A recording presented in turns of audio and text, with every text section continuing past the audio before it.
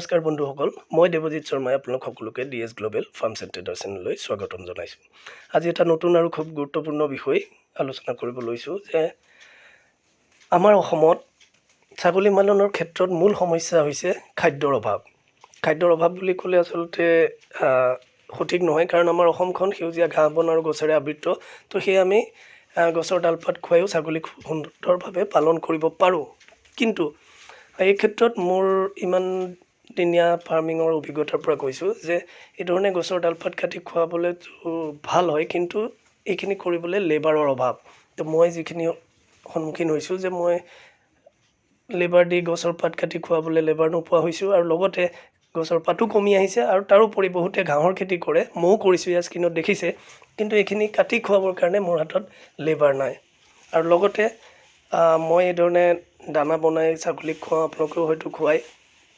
তো এই ক্ষেত্ৰত আমি ছাগলীক মূল বস্তুটো দিওঁ কি চাপৰ চাওক, বৰ্তমান বজাৰত ইমান মূল্য বাঢ়িছে যে এটা বেগ ল'বলৈ গ'লে নগাঁৱৰ বজাৰত 1080 টকাৰ পৰা 1100 টকাৰ ভিতৰত পৰে, আৰু খোলাকৈ যদি কিনে 29ৰ পৰা 30 টকাৰ ভিতৰত আমি ভৰিব লগা হয়। একেধৰণে আমি যদি ঘেঁহু দিওঁ, ঘেঁহু 30 টকা, মাকৈ 27-28 টকা, এই ধৰণে আমি ভৰিব লগা হয়। যিখিনি খুৱাই আমি যদি ছাগলী পালন কৰোঁ আমাৰ নোপোচায়, কাৰণ দানাৰ মূল্যতকৈ আমি ছাগলী সিমান ডাঙৰ নহয়, তো আমাৰ নোপোচায়। চ' সেয়ে মই এটা গুৰুত্বপূৰ্ণ সিদ্ধান্ত লৈছোঁ। মই ৰাজস্থানৰ পৰা বুটৰ বাকলি, গুৱাৰ বোচা আদি এই ধৰণৰ বিভিন্ন ড্ৰাই ফিডবোৰ আনিবলৈ ব্যৱস্থা কৰিছোঁ, কাৰণ এইখিনি যদি আমি আনি ৰাখিব পাৰোঁ, ছাগলীক খুৱাওঁ, তো আমাৰ লেবাৰো খুব কম লাগিব।